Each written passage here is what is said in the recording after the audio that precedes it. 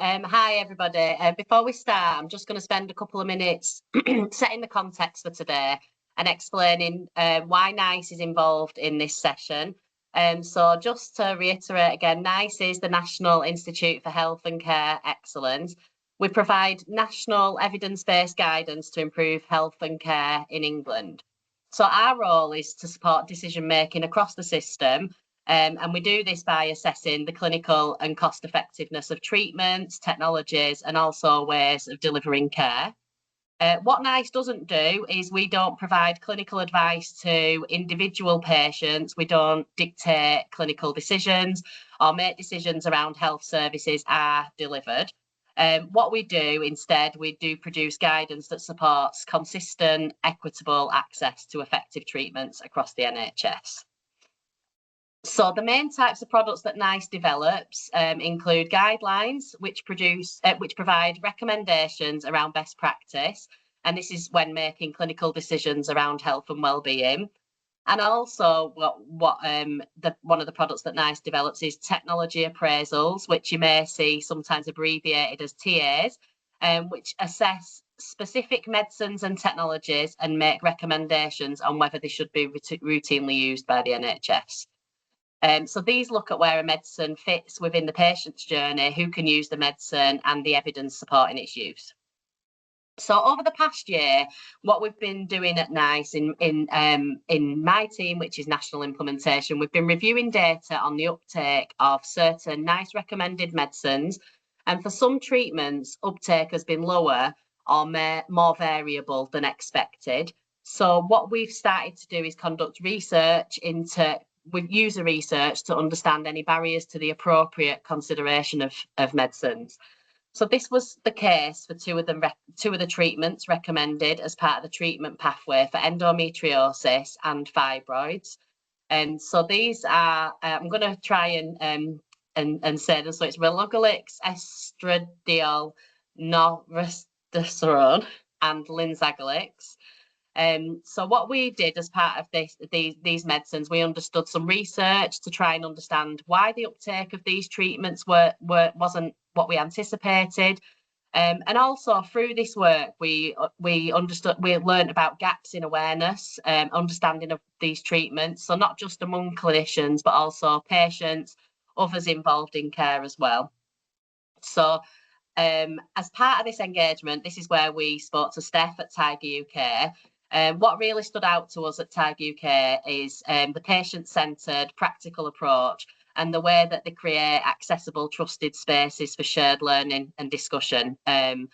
We felt that this then could offer us a valuable opportunity to try and collaborate and try something different for NICE, to bring together some NICE patient voices and also clinical expertise in a way that reflects how people engage with information. So today, this brings us to today. The objective of this session today is to provide a brief overview of endometriosis, fibroids, and different management pathways to support better understanding of Linzagolix and Relugolix. We want to explore where these medicines fit within endometriosis and fibroids pathways. And also we want to help clinicians, patients, and others feel more confident in considering these options appropriately in line with NICE guidance. So what this session is not about, it's not about promoting treatments or anything around that. It's about clarity, context, and a shared understanding. Ultimately, we want to support better, more informed decision-making across the system. Okay, so I'm going to hand now over to Marianne. Thanks, Erica. I'm Marianne Ledingham. I'm a clinical advisor working at NICE. I'm also an NHS obstetrician and gynaecologist, so I have a little bit of background still working within the NHS at the present time. And we're going to start, first of all, just by giving you a brief overview of endometriosis and the endometriosis pathway. And I'm going to share some of the information giving around endometriosis and fibroids with Felicity Watson, who's my colleague from NHS GGC. So I'm sure this audience is all fully aware of endometriosis and how it presents. But it's important that we focus on this condition because it's actually one of the most common gynecological conditions requiring treatment. It occurs when there are deposits of endometrium outside of the uterine cavity or outside of the womb, and those endometrial deposits can occur in lots of different places in the pelvis, but even more rarely out with the pelvic cavity in sites such as the lungs.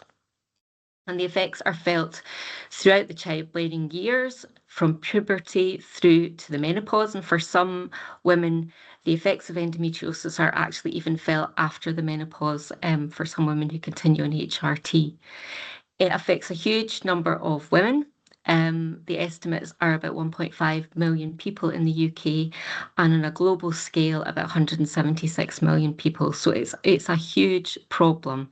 And one of the major issues with endometriosis, as I'm sure you're all aware, is that it's often under-recognised, and there are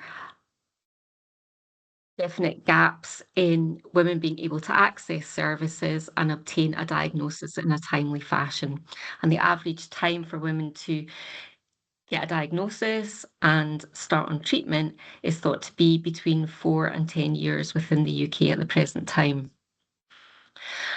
Although some women are asymptomatic, for many women it can be a chronic, lifelong condition which can significantly affect their quality of life and have major physical, sexual, psychological and social impacts, and it's also an important cause of subfertility. The condition presents in many different ways, and again, this contributes to the difficulty in making the diagnosis. Often it presents with pelvic pain or painful periods.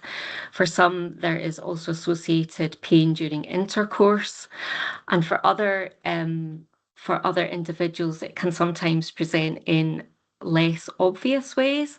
So, for example, cyclical rectal bleeding or cyclical cough associated with these kind of rare deposits out with the pelvic cavity. Next slide, please. So, as Erica has said already, there are a number of endometriosis guidelines which help to guide management within our health and care system. As well as the clinical guideline on endometriosis, there are the 2 technology appraisals on Linzagolix and Relugolix. Excuse me for my poor pronunciation if I've got those wrong. But for many healthcare professionals, I think sometimes there is a lack of appreciation that NICE also produces a number of other products to help with implementation of these guidelines within the system. So there are tools and resources which can be accessed on the web pages on NICE's website. And NICE also recently produced a patient decision aid working along with NHS England, which will be readily available in the near future. Next slide, please. So I'm going to hand over to Felicity to talk you through the pathway of care for endometriosis. Thanks, Felicity. Thank you, Marianne. So as Marianne mentioned, I'm a consultant gynecologist in Glasgow, so I'm looking after women with these conditions very regularly. My first point of contact will be in secondary care, but we'll start at the beginning in primary care, which is for most women going to be the route that they make their way into the system. So some women may present with the symptoms as Marianne's described, which can be very varied, simply with the symptoms themselves, aware that something is not quite right or life is very difficult because of these symptoms. But there's an increasing information out there, and some women will present questioning the diagnosis of endometriosis themselves. So that may be a very specific question that they have for their GP. And in the first instance, a very thorough history should be taken. As Marianne touched on, some of the symptoms may not obviously be related to a potential diagnosis of endometriosis. So really drawing those out will gather a complete picture and help to decide what the next step is.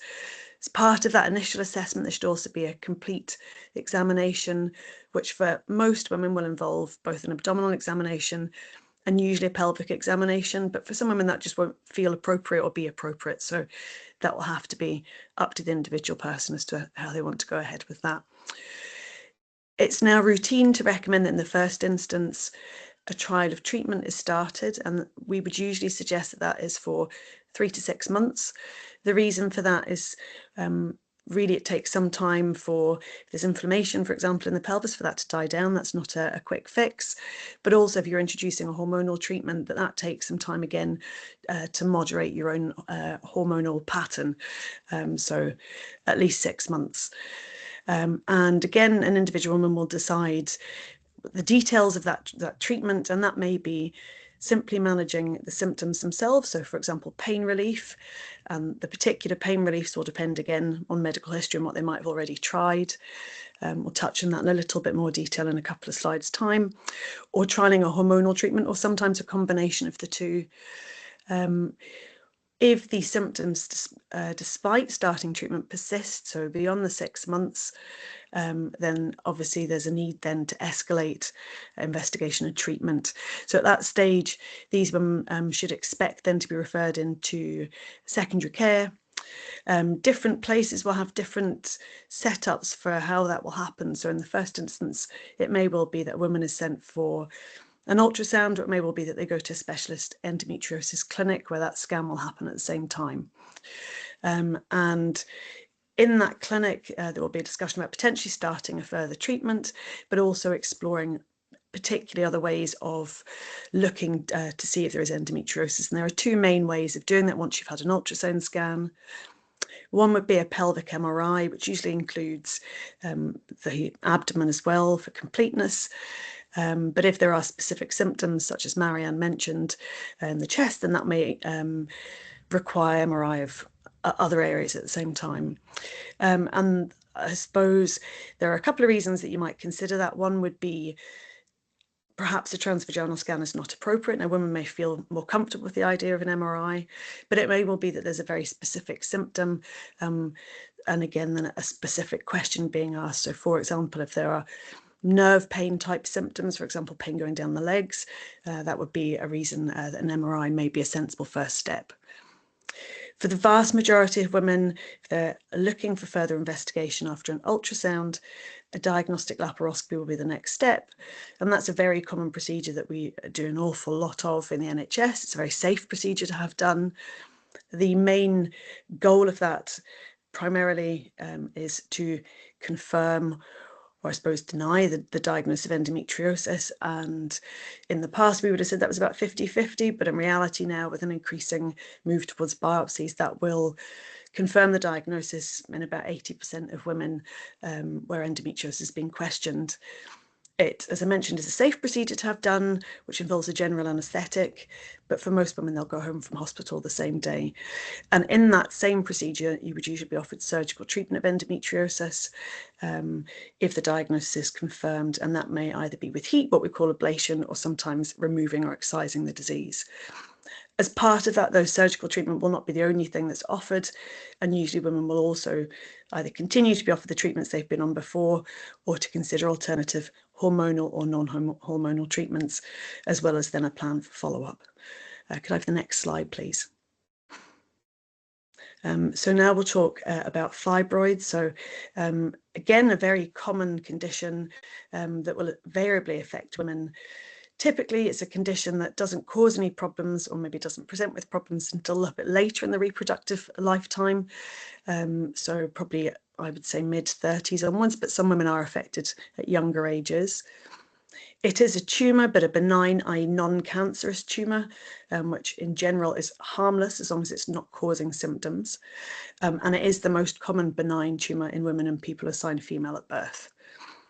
Some women will have a single fibroid, some women will have multiple fibroids, and the location of these and the size of these will have an impact on what sort of symptoms it might cause. They're made of smooth muscle, so the womb itself is made of muscle, and these are overgrowths of a single cell of those muscle cells. They can vary greatly in size, so from a few millimetres, which may come up incidentally on a scan for something else, up to very large fibroids, which can even reach the rib cage, causing really more significant symptoms. But it is a very, very common condition, with about 80% of women having at least one fibroid by the age of 50. Next slide, please. So the symptoms will vary, and not all women will experience symptoms from fibroid. As I mentioned, it's an extremely common finding, but many women will not have any symptoms at all. And in that case, we don't worry about these.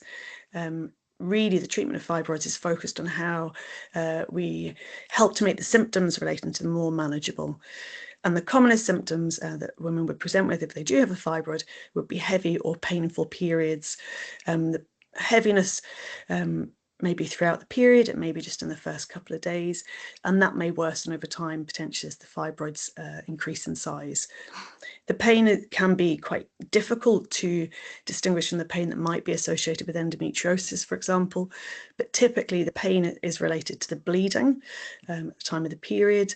But with larger fibroids, it can be that there is pain out with the periods, causing issues through the rest of the month.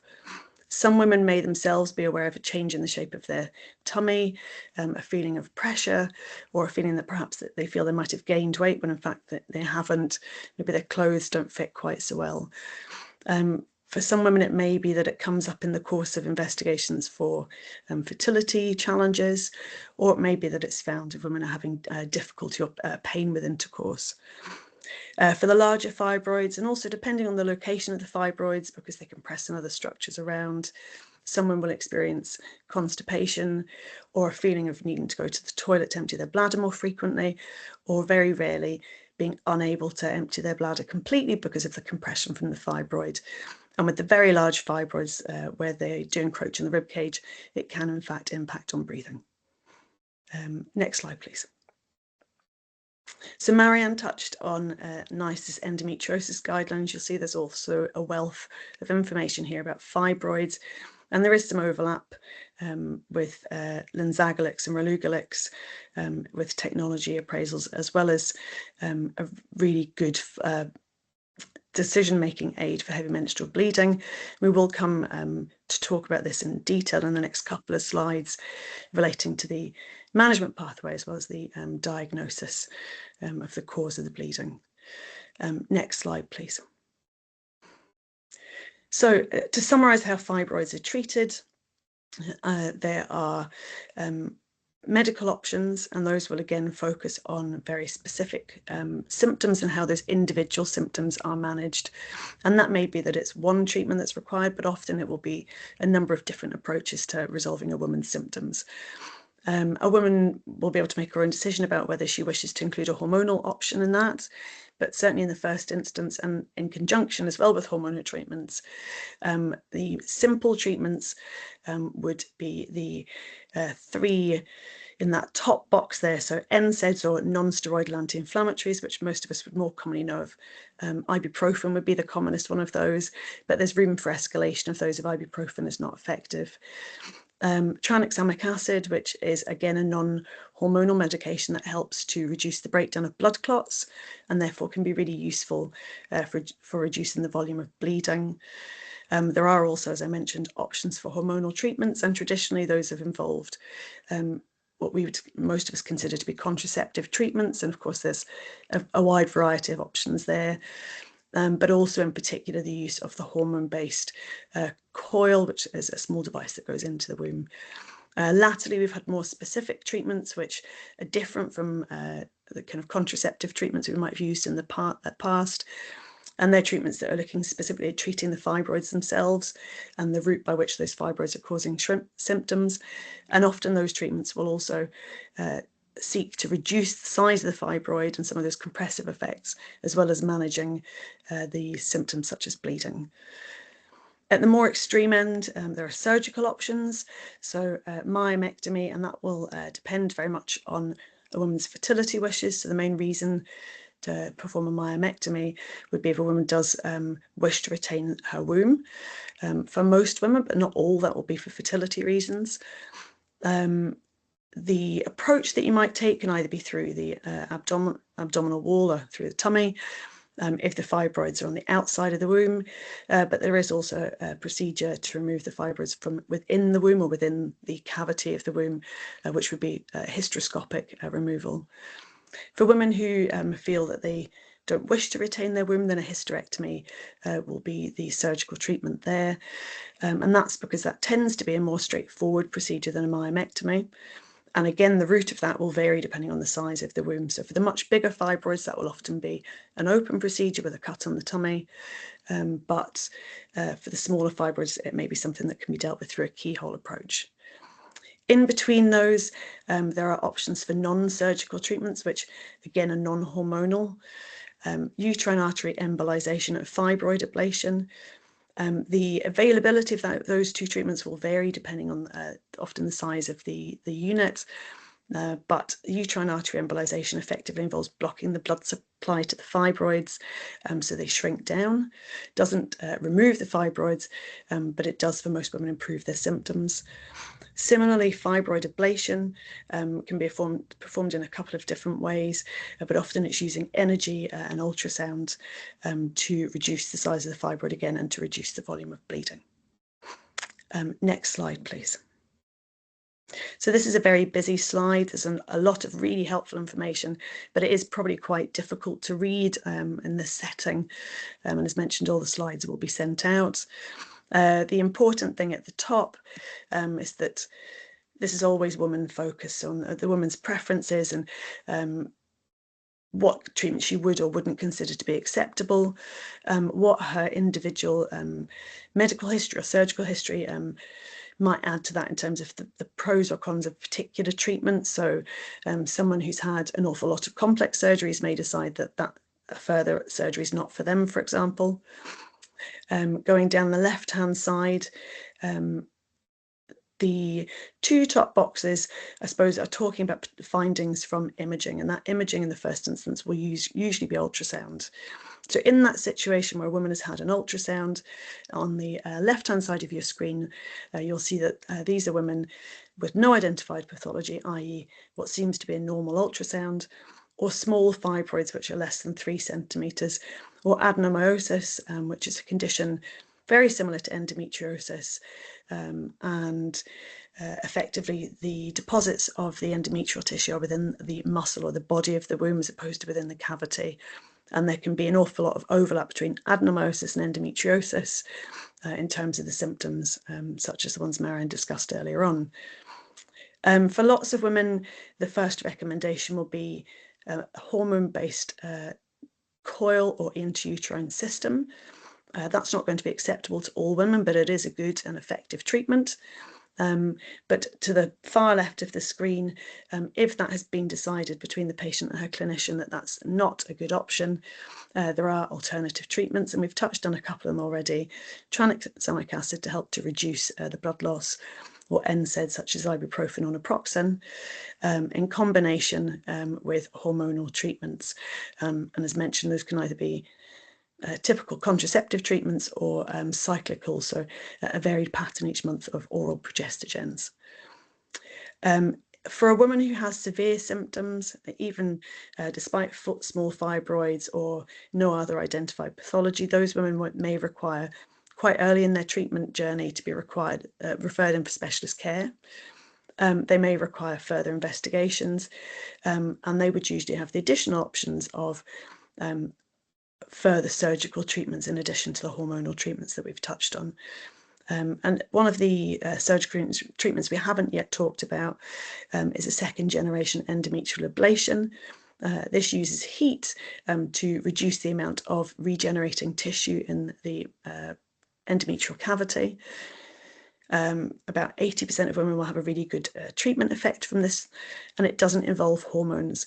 It is a treatment that means that a woman has to be comfortable that she would not wish a pregnancy in the future, and because it does cause long-term changes to the lining of the womb. But it can be an effective non-hormonal treatment.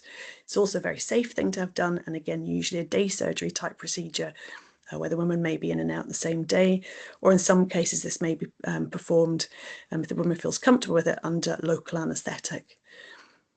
Going down the right-hand side, so we're talking now from an ultrasound scan where we see that there are fibroids of greater than 3 centimetres. And that may be a single fibroid of more than 3 centimetres or multiple smaller fibroids. So those women may require earlier referral to specialist care. Often their treatment options initially will be the same as the woman going down the other side of the pathway, but those women may benefit from considering surgical treatments a little earlier in their treatment pathway.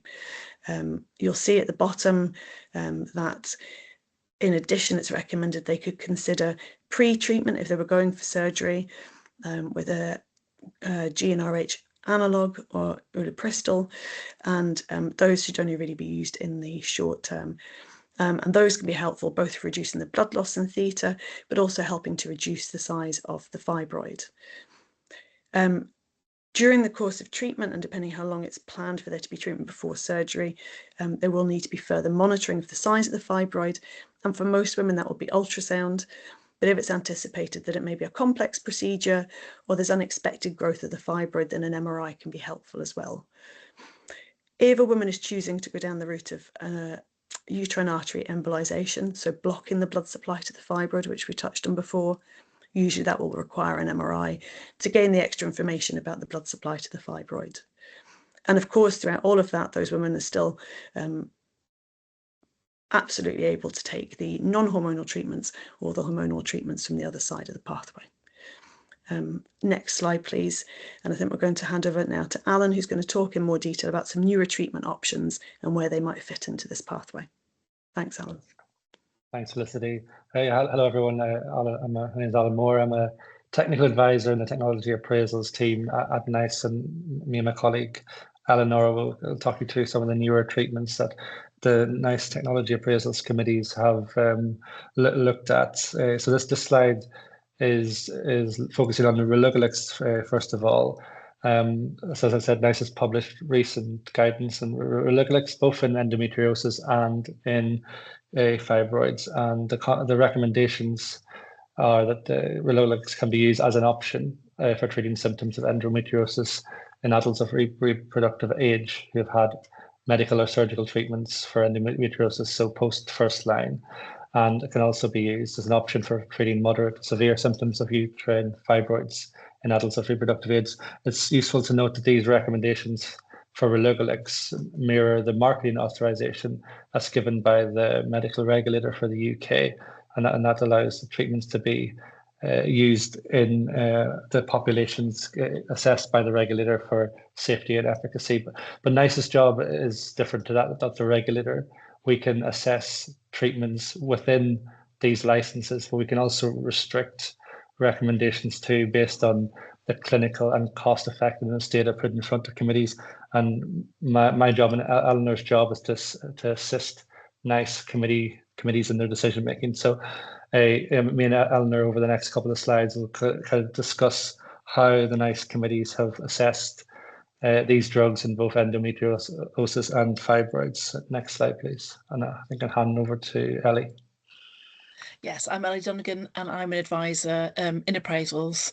And so Alan's just talked about Relugolix and its recommendations that NICE have made. Now, Relugolix is a combination treatment that was recommended by NICE. It was the first treatment that was recommended for endometriosis and uterine fibroids. Linzagolix is the second treatment that was recommended, but it's not a combination therapy. It can be used with and without hormonal treatment. So for endometriosis, it's recommended with hormonal treatment in adults of reproductive age who've had medical or surgical treatment for the endometriosis.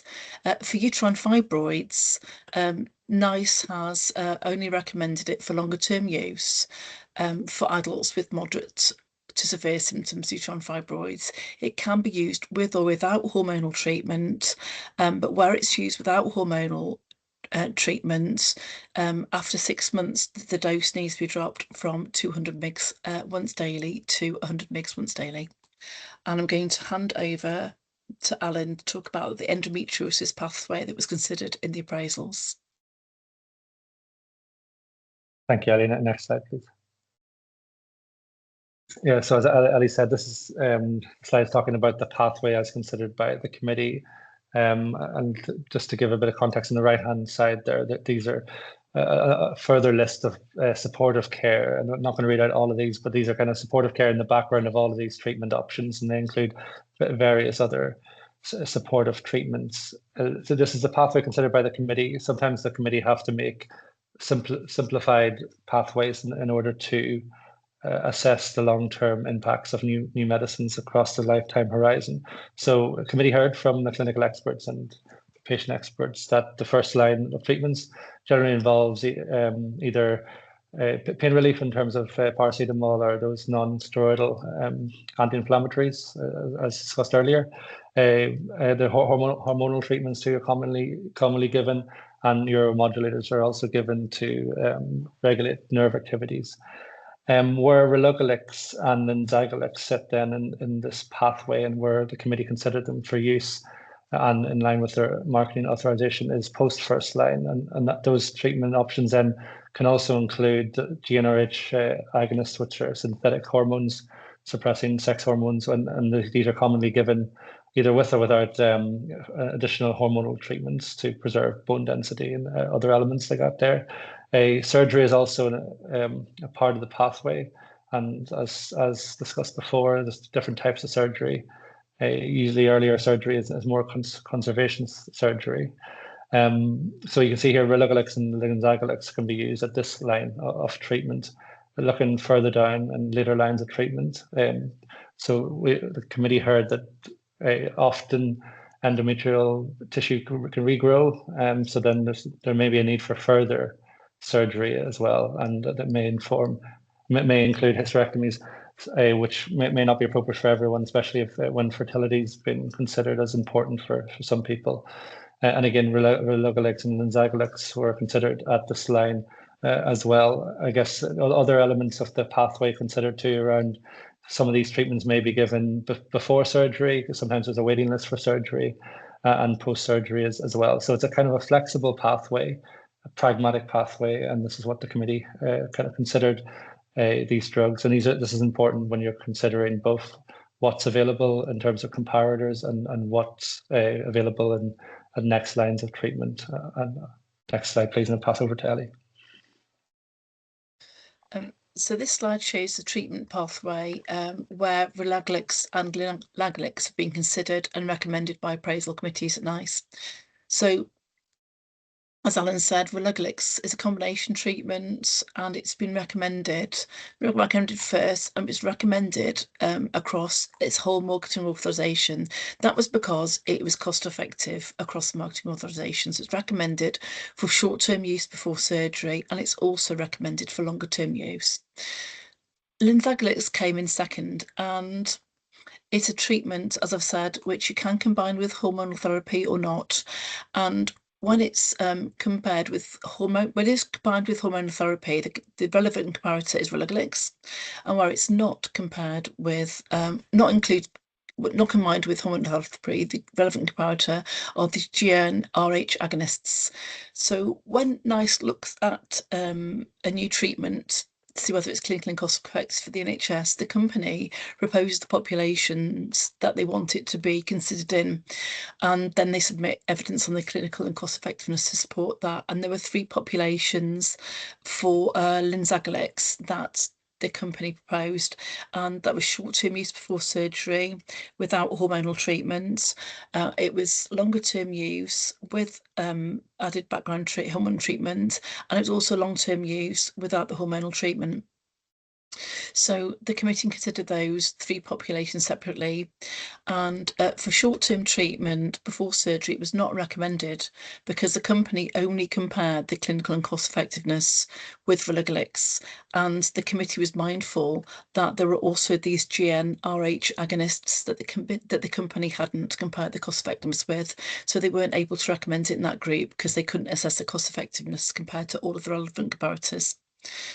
It was recommended for longer-term use with hormonal treatment, and it was also recommended for longer-term use without hormonal treatment, where the relevant comparators were tranexamic acid and non-steroidal anti-inflammatories, and that was because it was cost-effective only in those long-term treatment groups. Next slide, please, and I'm going to hand over to Alan to talk about some of the things that the committee particularly considered in the recommendations. Yeah, thanks, Ellie. So this slide kind of covers a bit more context of why a committee made these recommendations and essentially to recommend these drugs as options within the wording of the recommendation. Some of these considerations transcends both the endometriosis topics and the fibroids topics, and some of them are a bit more specific to the individual disease areas. The first thing to note in these drugs, the relatively low cost of Relugolix combination and Linzagolix. And this counts for cost effectiveness because additional incremental costs need to be offset by health gains, and when your incremental additional costs are lower, the threshold for the amount of health gains are also lower. So therefore, the committee had a stronger confidence in the cost effectiveness if these drugs were shown to be effective, which the clinical evidence did show that. Another element transcends both of the disease areas is the administration of the drugs being oral treatments. And it's one with some of the comparators being more invasive administration routes, injectables or surgical options. There's other benefits too. I think, as Ali's outlined, Relugolix is a combination pill. Therefore, it includes the hormonal treatment as part of one pill. Therefore, adherence to both of these types of treatments may be higher. Or Linzagolix is given in addition to add-back therapy.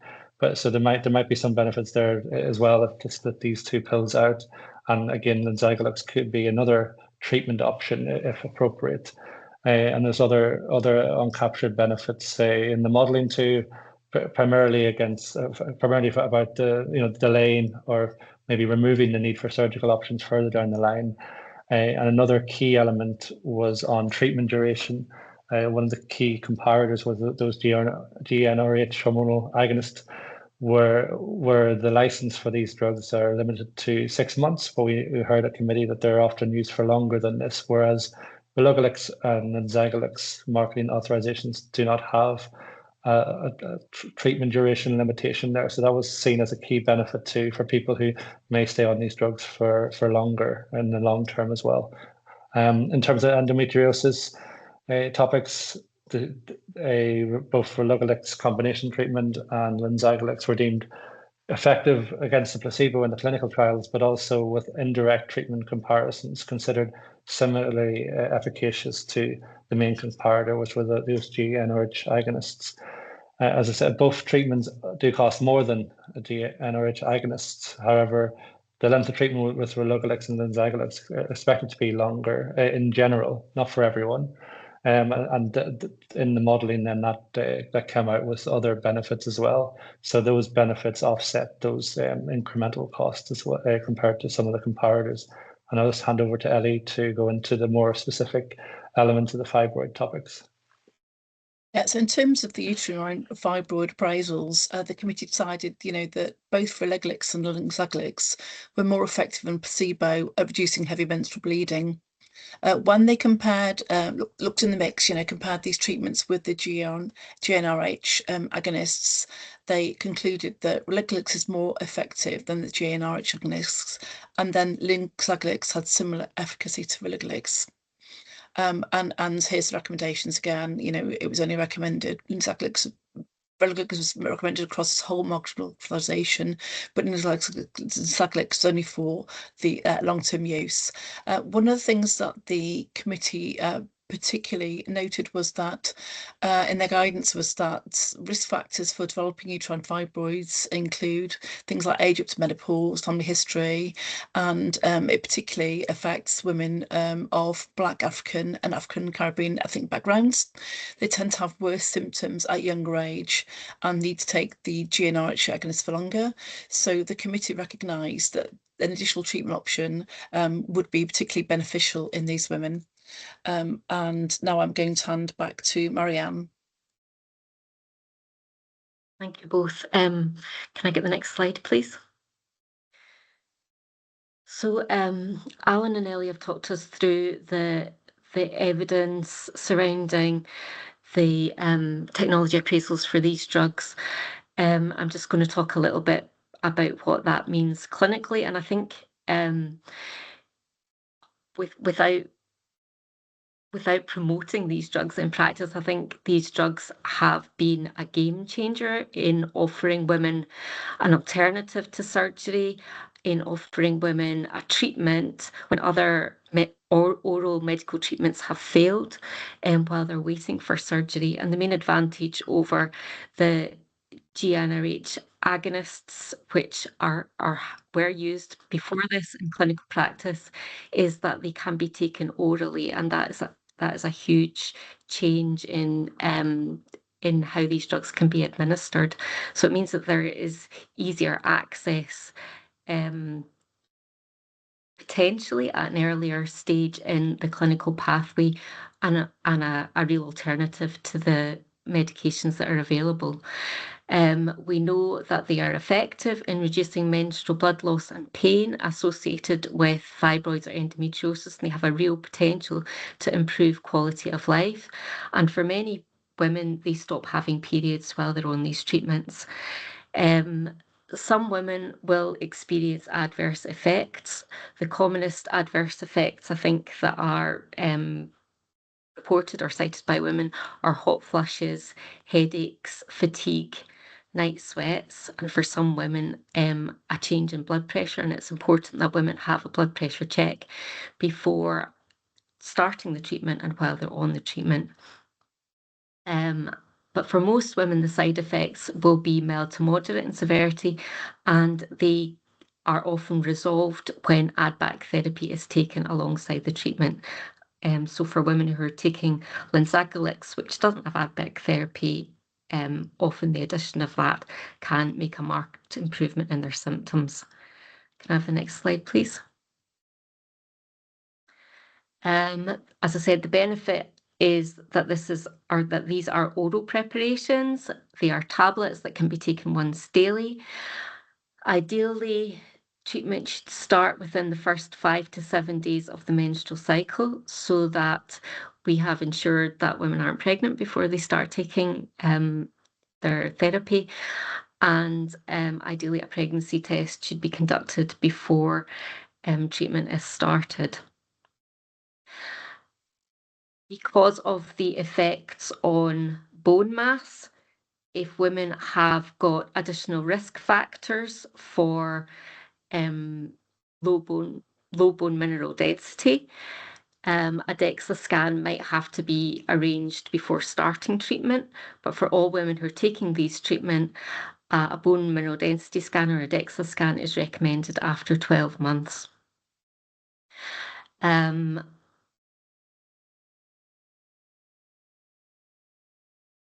One of the disadvantages of Linzagolix is that add-back therapy isn't incorporated into the medication, and so for some women, prescribing HRT or add-back HRT might incur additional prescription charges, and that's something that we may have to consider when we're making a decision about what kind of treatment to prescribe for women.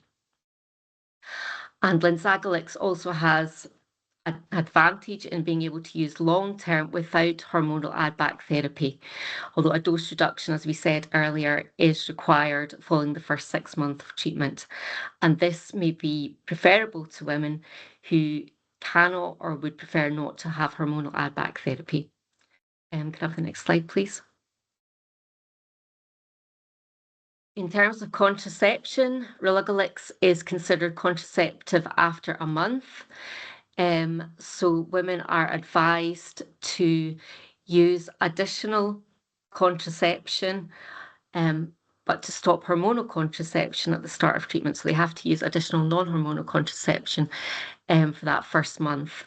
Linzagolix is not considered contraceptive, and non-hormonal contraceptives have to be used where that's applicable. Neither of these drugs should be used during pregnancy.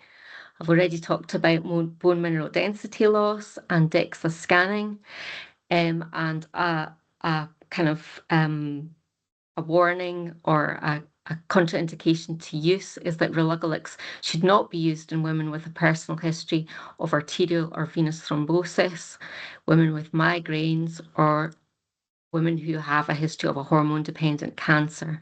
And they're also contraindicated in severe liver impairment and in women with moderate or severe renal impairment or women with end-stage renal disease. I'm going to hand back over to Steph and open up the floor for any questions from the audience. Thank you very much, everyone.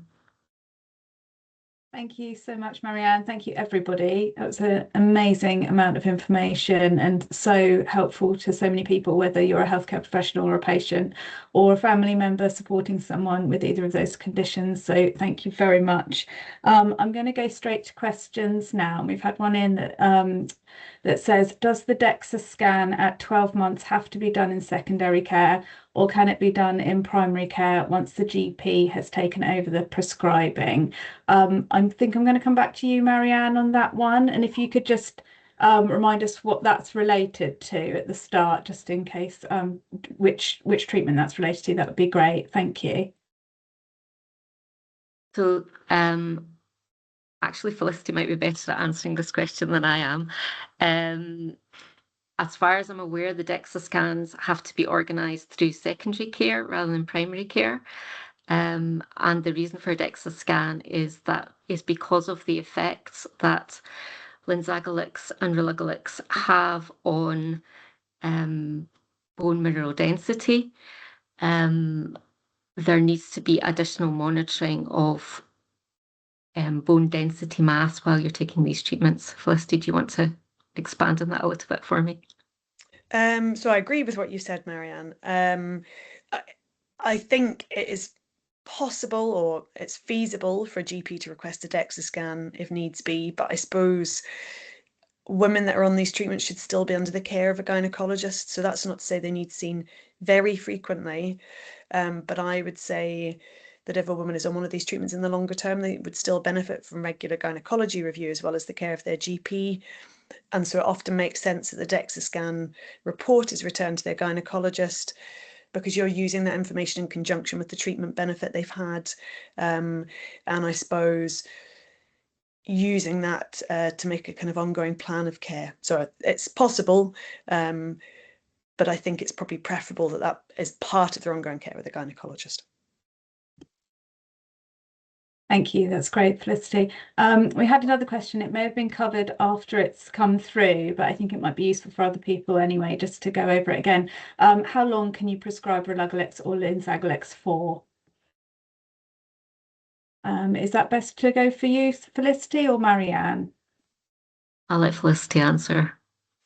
As long as the woman is comfortable on it and there is no change in I suppose things like liver function, kidney functions, Marianne touched on, as long as there's an ongoing treatment benefit. So I think if you've got whatever treatment you have to be clear that the woman is experiencing an ongoing benefit from it. And of course, knowing that there isn't any negative effect on bone mineral density. And some women will opt to take that in the longer term until such a time that they either stop having periods themselves, or I guess they go down the route of an alternative treatment, often a surgical treatment. There's not a right answer. Thank you, Felicity. Next question is, hi, I'm a final year PA student interested in women's health, but also a patient. I just wanted to know, how does Linzagolix differ from other GnRH antagonists? So probably really the question that's being asked is comparing it to the older treatments. So essentially, as Marianne touched on, some of them in the past would have been triggering the same receptors. All of those treatments that we've had in the past, of which there are a couple, are injected, and you inject those either at a month or 3 monthly intervals, effectively with the same impact, i.e. all of these drugs shut down the message from the brain to the ovaries that drives a normal hormonal cycle, all in a reversible way. So I suppose the main thing is they're taken differently. And I suppose I would add to what Marianne said, that it's definitely more practical, but also it allows the woman to feel more in control of her treatment, I think, because she is able to start or stop her tablet without waiting for the injection to wash out. So if you have an injection, there's nothing you can do to reverse it. You have to run that treatment cycle for the 3 months before you can do anything else. You can't do anything to take it back out again. Thank you, that's brilliant. I've had another question in. This has been so informative, thank you so much. I have both endo, adeno, and also taking Linzagolix HRT mix. I was told I couldn't get the medication through my GP and had to get it prescribed by my private specialist. Not everyone has access to be able to have that specialist support initially. How would you advise them to go about it to be able to get this type of treatment? Sure, who wants to pick that one up? Perhaps me again.